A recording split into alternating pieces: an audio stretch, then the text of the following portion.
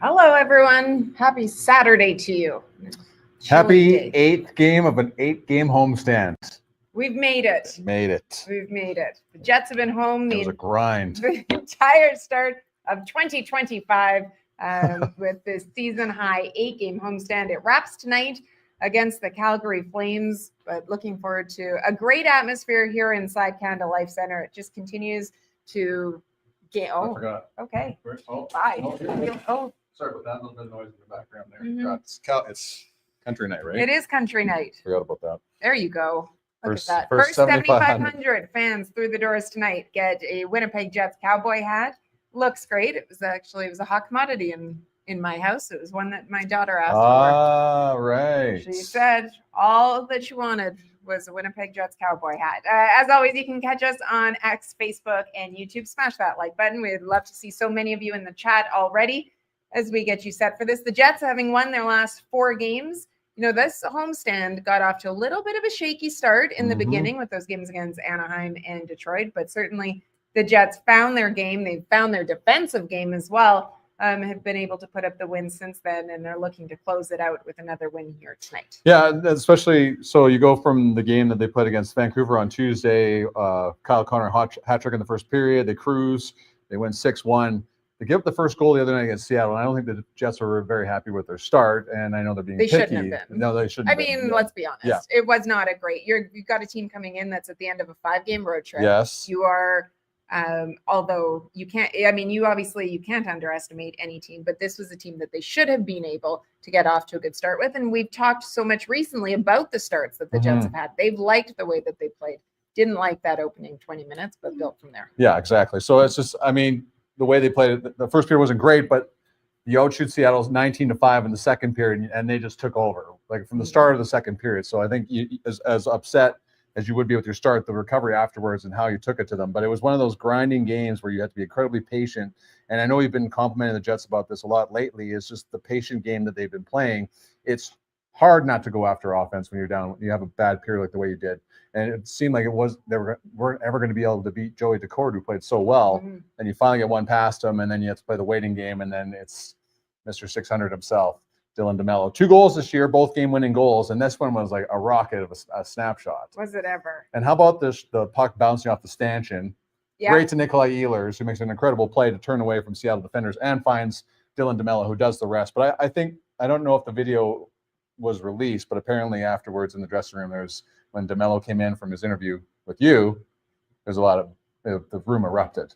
Well, he's such a likable guy. His celebration on the ice, the smile, the arms up, everything was great. So here, as NHL PR, if you don't follow them on X, often puts out different stats at the end of the game. Dylan DeMello's 27 seconds left. Second latest go-ahead goal by a defenseman in franchise history. You can really find a stat for anything. It's like when they would do ratings. They could find anything. Yes. From the 18 to 24 age group on a Tuesday at noon, you're the number 1 station. So after the Seattle win. Yeah. So DeMello with the second latest go-ahead goal by a defenseman. Josh Morrissey, second defenseman in franchise history to post 3 straight 40-point seasons. Dustin Byfuglien leading the way with 5. And then Kyle Connor tied Blake Wheeler as fastest player in Jets history. Yes. So you want to find it. We got it all for you to hit 60 points. Yeah, it's like an incredible start to the season. He got an assist on Mark Scheifele's goal. Scheifele's up to 27. When does he get the most goals this month too? Mark Scheifele's too. So that was a question we posed to Paul Edmonds the other day. Just is there a bee in his bonnet? Horn in his helmet. We go on forever on this one. We did that earlier. About not being picked for Canada for the Four Nations face-off. Apparently, that could be any. You're trying to find something to give yourself extra incentive every night. And Mark Scheifele's been bringing in. Of course, we've already talked about the goal from Dylan DeMello and another solid effort from Connor Hellebuyck. Was not busy. Like of all the games where you give up 1 goal, that was Seattle had nothing. Second and third, but they have combined it was 9 shots or something to that. Yes, dominance. Question of the day for you, for those of you in the chat, would be: have the Jets exceeded your expectations on this homestand with what they have been able to do so far? Yeah, I don't I think yes. Well, they've outscored their opponents 11-2 in the last 3 games. They've certainly, other than that, they've have points in every game other than the loss against Detroit and have just continued to build. But we want to hear from you. Is that you might notice the apparel that we are wearing today, Winnipeg Jets apparel by Darius Rucker, 25% off if you are coming to the game or on the True North shop website as well. Yes, this is another quite toasty. I love toasty on a cold pullovers. day. Is this a quarter zip? Is that what It this is? A quarter zip. You're so, look at you. I don't want to know how to say these things. Well, I know. It's because we Let me take you over to the quarter zips over here on this side of the store. These ones are 25% off. There you go. My first job was at Randy River, by the way. Yes. Yes, I know how to sell clothes. Well, I was Eaton's back in the day. Oh, yeah, for sure. What department? For it. Women's clothing. Okay. It's selling clothes is hard. Sports stores, I did that too. Oh, yeah. All of it. 15 games tonight. Busiest day of the month of January on the NHL schedule is Hockey Day in Canada as well. Tonight's game is on Sportsnet. Who do we have coming up today? We have Ryan Leslie. So this guy into himself can do a show, right? So Ryan works at Sportsnet. He's been doing a great job. Is hosted After Hours, which is no easy feat. Scott Oak does a great job with it. Ryan has done it as well. And one of the funnier guys out there, worked with him for a long time at Sportsnet, and certainly in Calgary we crossed paths. And he worked on with him on the desk. Actually, we were on the desk the last lockout. We were on the desk all night, from like 10 o'clock till like 4 o'clock in the morning. We do the shows, and then when it broke news that the NHL season was back on, we were all excited to make the announcement. Like Jamie and Ryan, you guys could just go home. The Hockey Central panel's here; they'll take it from here. We did all the heavy lifting. Yeah, Millard and company just roll in and just do the big announcement. So, not that I'm sour about it. No, I can see that you've moved on. We'll ask Ryan about that, but looking forward to having him on. He's always such a great storyteller. Yeah. It's the second of 3 meetings between the Flames and the Jets. We'll see them again next week as well. So in short order, 2 out of the 3 meetings. But the first meeting of the season back in October, a 5-3 Jets win. The Jets have won 8 of their last 10 against Calgary at home. And these teams, different spots, obviously, in the standings and where they are at in their progression to try to get to the postseason and ultimately a cup.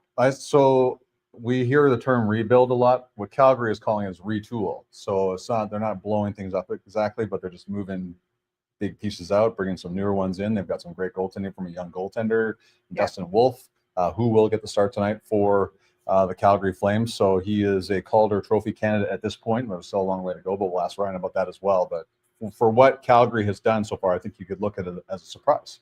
Yeah. Well, so going into this game tonight, we've had a couple days for the Jets, or at least one day, I should say. It was an optional skate yesterday. It was very sparsely attended. Yes. Then more guys skated this morning. But this is what the lines potentially could look like because it was an optional. Now, the biggest question mark, I think so Eric Comrie, it looks like will get the start, but the biggest question mark is on the blue line. So if you go by what we saw last time, Stanley Heinola is a possibility, but with the way that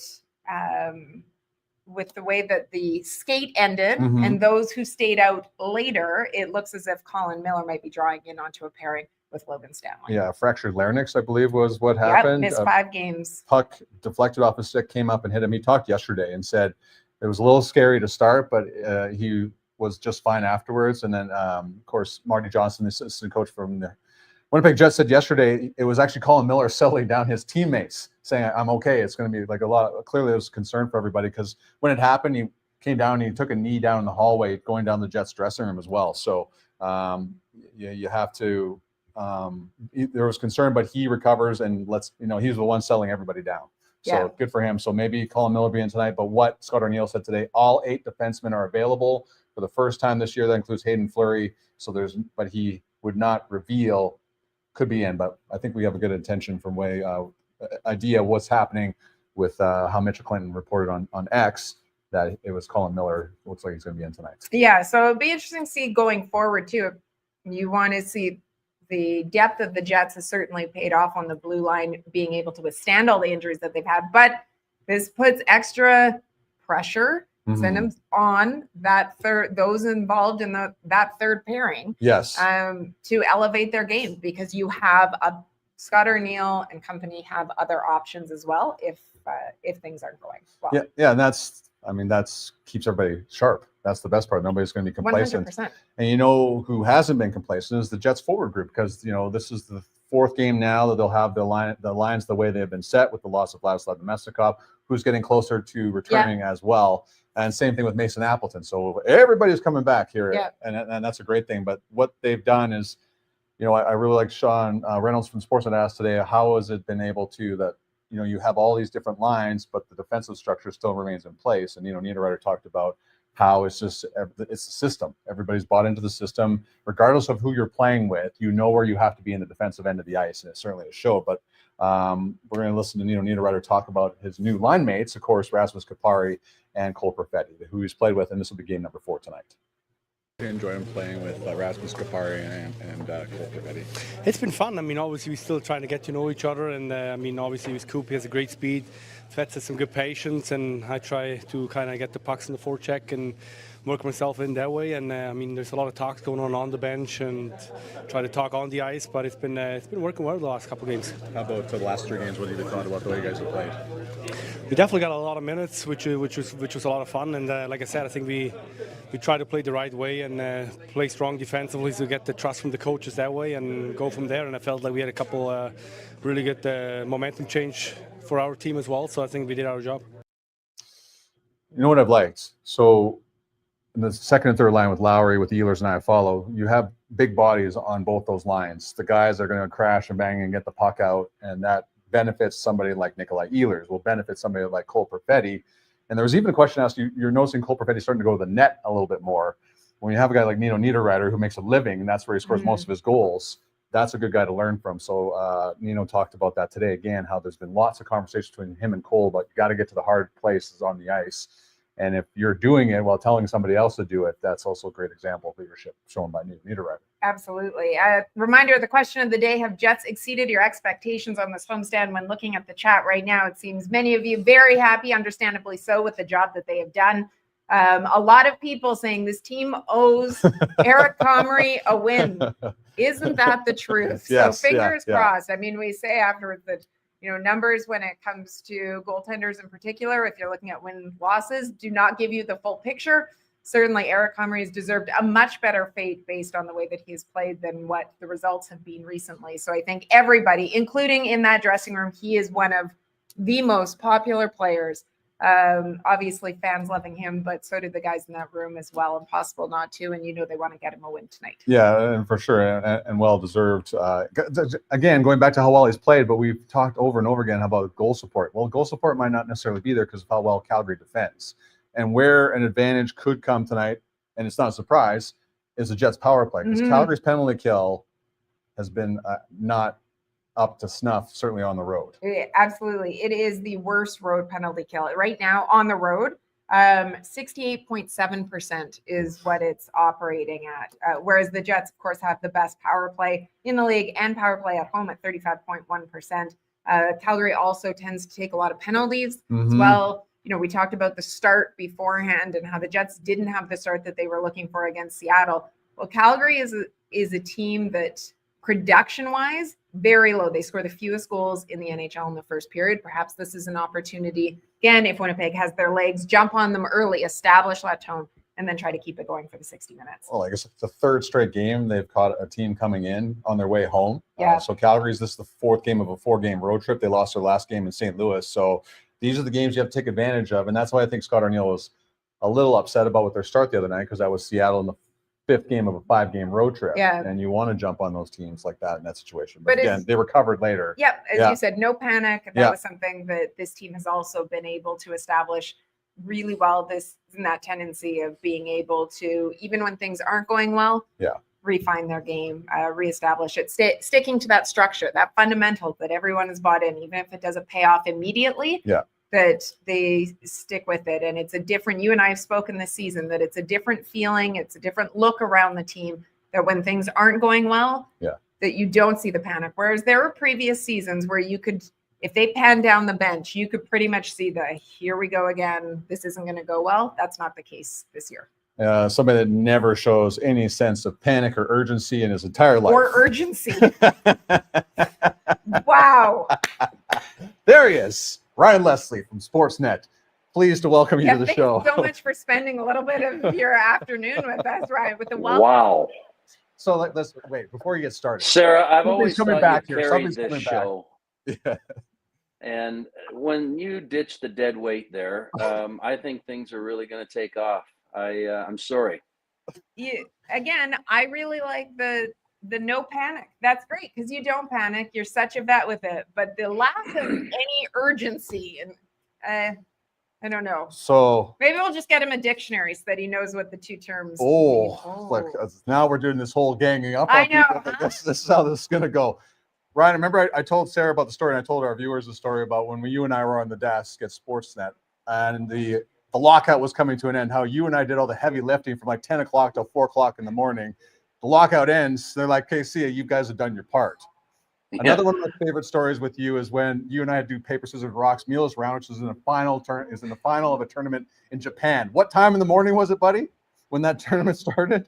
It was late, but I blocked it out. Those were long shifts, and I believe that was the last time you put in a full day of work. So that it should be very fresh in your mind. Yes, it was 4 a.m. by the way, and yeah. So I do feel for you guys for the when the lockout ended. So I had spent, I don't know, I pretty much moved to New York and covered that Right. lockout. So I spent a lot of time. And we weren't often allowed inside the NHL headquarters, Yeah. so we stood outside. Yeah. I think you were with Ian Mendez. Well, he was out there, but so Aaron Ward was with TSN at the time. Aaron and I spent so much time standing on the sidewalk, and then it would get smoking hot in the summer, of course. Yes. The heat and humidity in New York. So then we would go and we would sit in the NHL store, which was right beside it, and that you'd sit on the ledge looking out the window because you couldn't go anywhere just in case meetings broke down quickly and you needed to accost everybody when they were coming out. And it got to the point that I felt as if you knew everybody's schedule that worked nearby. I'd be like, hello, Tina, that's working at, the sandwich shop around the corner. You become best friends with everybody on the street. And when one of my favorite ones was that final night where one of the final days. So now it's freezing cold because we've segued from summer through fall into winter. And there was all of the reporters, kind of who's who of media that were covering it. Elliot Friedman, Chris Johnson. There were a bunch of us there from TSN as well. And we were all in a vestibule in a bank right outside, again, NHL headquarters. And so it's freezing cold. We're all sitting on the floor. There's just, I don't know if there's 15 of us, and all then taking turns plugging in our chargers to try to retain some sort of battery, but spend hours sitting on the floor of the vestibule of the bank. And that's when you think, glamorous life. This is the glamorous job. Yeah. I was just sitting here trying to imagine the long version to that story. Wow. Okay, fine. That's fair. Watch this perfect segue. Speaking of schedule. Yes. And long version. The Flames Sorry, Sarah. That was an empty netter. Now we're going to gang up on you. Just hold on a second. He's got to dish it both ways. I can take it. That's fine. Our Flames ahead of the schedule in the retool. Oh. Well, what happened? We've lost him. Oh, okay. So he just had enough? He burns and then just leaves. Oh, dear. He'll be back. So we'll hang in there, and the Flames ahead of the schedule in the retool. So yes. That's how you do it, though. You insult people and then you just go away. It's true. Yeah. Oh, now he's back. He's back. Wow. I didn't like where we were going with that line of questions, so I hit. So sorry, I had a call from our producer. Okay, so are the Flames ahead of the schedule in their retool, as they call it? Yeah, that's an interesting question and approach, because I don't know if that, the retool, rebuild word, whatever it is you're going with, I don't know if that's what it is. Retooling in that, they're utilizing their younger players. Craig Conroy said that the Flames were going, if you're a young, talented player, you're going to get a shot. Well, he's backed that up. And then the young players have kind of backed that up as well. They've kind of repaid him for that opportunity. So, I mean, they are where they are right now. Pardon me. So it's, if it's a retool or a rebuild, or you'd think that kind of comes with being at the bottom. They've hung around that wild card position for much of this first half of the season. And, they've had a couple of losses that they didn't like in St. Louis, and a massive test tonight where the powerful Jets are rolling. So, um, you know, I guess the answer to that question is it's still a wait and see, Yeah. because if you hang around, you'd have to think that going out and getting some more help would be an option. But if you dip down a little bit more to where maybe people expected them to be, then you're not bringing on new bodies, and you're not trying to, it's we've been in this position, guys. It seems in the Calgary market for some time, where you're kind of wondering about the direction. Are they all in? Are they middle ground? Are they retooling? It's just they've got a team that has got some cap space. They've got a team that's got some veterans and some young guys.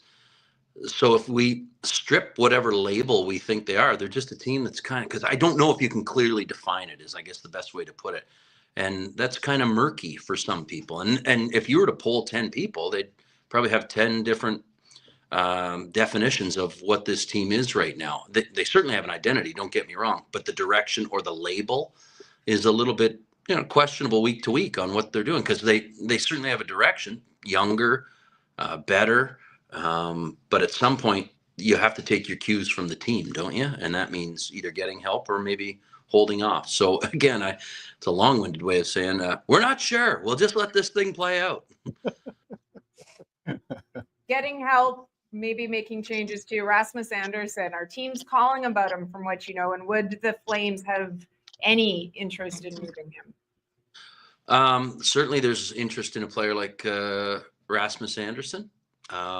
But at this point, you got to keep in mind, like, he has another year after this too. So it's fair, I think, given what we're talking about, where the Flames are in the standings, for there to be interest, especially for teams who want to really, sound offensive, gritty, good personality for your team, to add a D-man like that. But the Calgary Flames love what they have. He's homegrown. They drafted him in the second round a number of years ago. So being quick to say goodbye is not even on their radar. They would love to re-sign him. I'm sure there's going to be a lot of speculation about his future. You'd like to think that this off season is going to probably be pretty imperative in terms of getting a deal done. Does something happen prior? Everything's in play, but I really do think that this is a homegrown defenseman who has really bought in. Again, he had a tough year last year, and when you're saying goodbye to a lot of teammates like they did last year, it's somewhat understandable. Hey, I'm still here. The party's moved somewhere else. So what are we doing? But no, he's all in, and I don't expect that to be an issue going forward. I know he and Craig Conroy have a wonderful relationship, and it should be noted, he and Ryan Huska have a lot of history. 500 games now tonight in the National Hockey League, and I was chatting with him just before I came up to chat with you guys, and just ran into him. We were talking about, all with one team. Ryan Huska's pushed him right from the beginning when they were in the minors together. So there's a lot to like about his maturity and his growth as a person and as a player. He's a family man. So there's a lot of reasons, much like Michael Backlund, where Calgary might just remain home. But again, you never say never. Just quickly, if you were to put on your GM hat for a second, if you were Craig Conroy, with where they're at right now, and obviously, a lot can change in the next month in a bit, but would you buy, sell, hold when you look at the team overall going into the trade deadline? Yeah, there's still some time. I don't want to avoid it, but if they stay in this wild card position, Sarah, I add. I believe you add, because you have some guys who won it. You've got some veterans who are playing very well, i.e. Jonathan Huberdeau and Nazem Kadri. And I think, again, as you take your cues, you got to reward this group for getting where they are if they stay in that conversation. This is a crucial time right now. They're going to finish up this road trip tonight. They don't play another game until Thursday.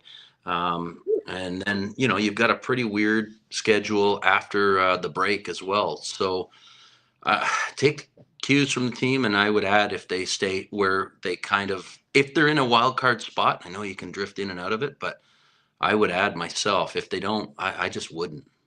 Yeah. Unless it's something that makes sense, I should say, because they're not interested in going out. And I should point this out. They're not interested in just going out and adding for the sake of adding, just to get you over a hump or whatever. You have to be young. I know they'd love a centerman. I guess that's how you're going to define this retool, if you will, by, the direction they're taking. They want good, young, talented pieces, and they'd love to add in time something that is sort of a guaranteed, a good player that you can rely on. But right now it's kind of not a holding pattern, but it's certainly let's see where this thing goes on its own. Right. Certainly is easier night over night when you have great goaltending. Can you speak to Dustin Wolf this year, Ryan? And he's had a lot of success at every level he's played at, but now in the Calder Trophy conversation, is he not?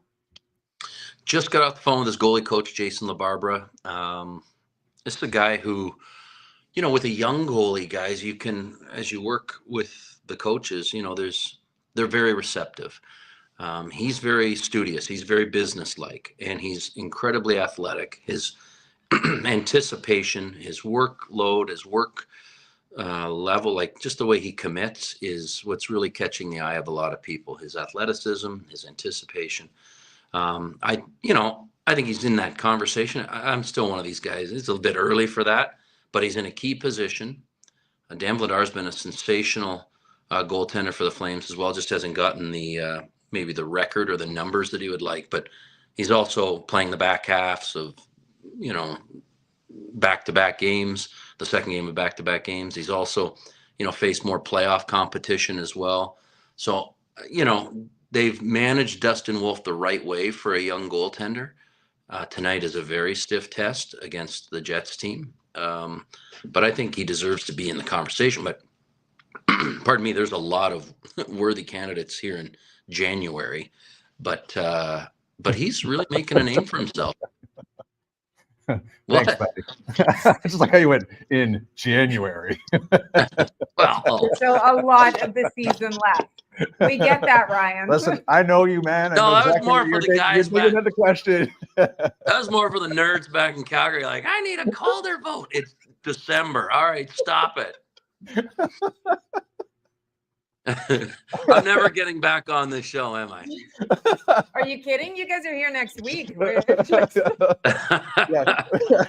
We might bring you in studio just for that one alone. So Yeah, we'll update the Calder race. coming up on check-in 1 week later. Yeah, where's a Dustin weekly Wolf? look at the fourth best odds at the Calder. That's great. It is great seeing you guys laughing, working together, pretending to like each other. She's the best actor I know outside of my wife. So Sir, I missed you. Oh, wow. Missed you at the rink this morning or last week. Yeah. All right, buddy. Go enjoy your free time. I've got a nap I've got to crush here. Are we close? Oh, we've already been asked to bring you back. So when the people ask, we have to bring you back. So I love it. And I'll say this in all honesty, and I know Jets fans would agree with what I'm about to say, but I've always felt this long before you got here, JT, that the Winnipeg media are just fantastic. And Sarah, I've shared that with you in the past. Your group is just wonderful to hang out with, deal with, get information from, and just have some fun. And the hospitality here is always great. Had a nice lunch with Kenny Weeb yesterday, and got to make fun of Sean Reynolds and those hair plugs that are really looking natural that he has. And things are great here whenever we come and deal with your group. It's awesome. all right, We do have a good group. yeah, we do have a good group. You do. This team is lucky to have you guys. That's a promo clip for us. That's right there. We'll keep that There you one. go. Okay, Exactly. buddy. Yeah. Talk to Enjoy you your nap. See you, buddy. I'm jealous. Have a good nap.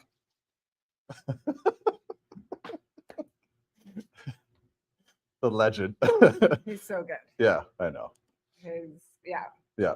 We should bring him back on when they're on. We try to mix things up I know. the time, but we could just. Oh, now the do- conversation just started. Rennie has hair plugs. Oh no. What I think we should do is maybe the next when they come back, we'll see if have him on. He can just tell us stories because he is a great storyteller. You should listen. It's Hockey Day in Canada. I should have got him to do his Ron McLean imitation, but I'll bring him on next time to do it because he's phenomenal at it. It's just, anyways, I've had a lot of fun with the guy over the years. You can't tell. No. I can only imagine those poor people working in studio with you two. Oh, I had like a million stories. We got left at that. Anyways, World Series one year. Anyways, I'll get Ryan to tell that story next time. It was so fantastic. Anyways, let's run your Runway's got a great episode 4, correct? It's a great question. I think so. I've lost track. We're editing a bunch right now. Yeah. Yes, episode 4. We've got episode 5 that's going to be coming out shortly. Okay, let's start with episode 4. Yeah. If you haven't watched. Get ready to start this 6-game road trip. Do the laundry, grab all the underwear you want, and go back on the road. Winnipeg Jets now take their league-leading show back on the road. Nobody knows what goes on when it comes to the support people that go on behind the scenes. And it was never something that I originally thought of doing. Here I am working in the NHL, which is a dream come true. Well, it's a 24-hour day job sometimes.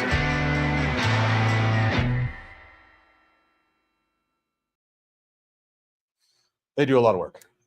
They do. So it's the backdrop of the episode is the long road trip that the Jets were on earlier this season, but really telling time zones. That's right. Yeah. But really telling the story of those beyond just the players. So it's a great episode. Check it out. You can go to the Winnipeg Jets YouTube channel. You can go to the website as well. Grab it. As I mentioned, we're going to have another Runway coming out soon that looks at the mom's trip. And I have to say that while we know some of the dads became hits after the last mentors trip and father's trip, Chuck Hellbuck being one of them. Yeah. I got to tell you, the moms take the cake. You want personality? Yes. Oh, these women have no shortage of it. It's a great episode. So that's coming out soon as well. And we've got some home ice that we are working on, including. Yes. Who did you talk to recently? Eric Comrie. And his lovely wife Haley. So you want entertainment? I think you can hear us laughing off camera. There's 4 of us there. Yeah. The entire time because he's what's Haley coming up. Haley just as outgoing as comms or very outgoing, but not to this the same way as Eric is. That's awesome. Anyways, looking forward to it. It is a 6:00 game tonight on Sportsnet. Don't forget that. So the earlier start with this being a Saturday game. It is Hockey Day in Canada. So there's coverage of all Canadian teams, no surprise, obviously, in action tonight. And so this is the end of the long road trip as we get ready to wrap up here. This or long homestand. Yes. And the Jets head out for a quick road trip. It's funny how you said that because Ken Weeb and the Scrum today asked, need to write about the long road trip they've been on. And Paul Friesen corrected, you mean homestand. So we feel like it's been long stretches of road or home, so we get confused easily. So, but they will be heading out for 2 games. They play in Utah. It's the first time that they will be playing in Utah. So hopefully we'll be able to get someone from the morning skate to be able to even just describe the rink for us as well. And then they're in Colorado. We always know, obviously, that an Avs Jets game has a lot of storylines. Sure does. A lot of excitement as well. So that'll be coming up this upcoming week. And then they return home again. Yeah. But that's when Calder comes back or something? Yeah, okay. And hopefully Ryan as well. And hopefully he's coming back. I know he's not that busy. So it's he's taking a nap. Yeah. I mean, how busy could he be? Are you taking a nap after this? No. Am I? No. So who wins? Us. Ryan Leslie. So all right, fine. You guys, you were so great in the chat today. Love being able to see so many of you continue to join us. Don't forget to smash that like button. And we appreciate all of your support tuning in. And again, all the conversations. It's always so much fun to be able to spend a little bit of time with you all. And we look forward to doing it again on Monday. Yeah. So it's every other day for the rest of our lives. See you guys. Thanks for checking in, everyone.